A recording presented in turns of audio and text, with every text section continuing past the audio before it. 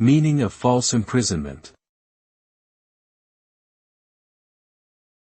False imprisonment. False imprisonment. False imprisonment.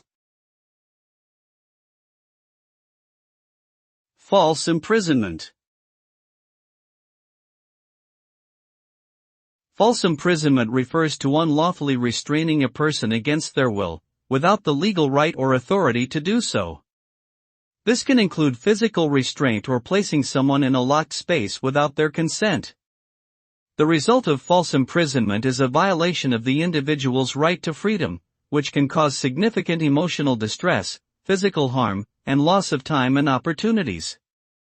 Such unlawful detention may also result in legal consequences for the perpetrator, including imprisonment and fines.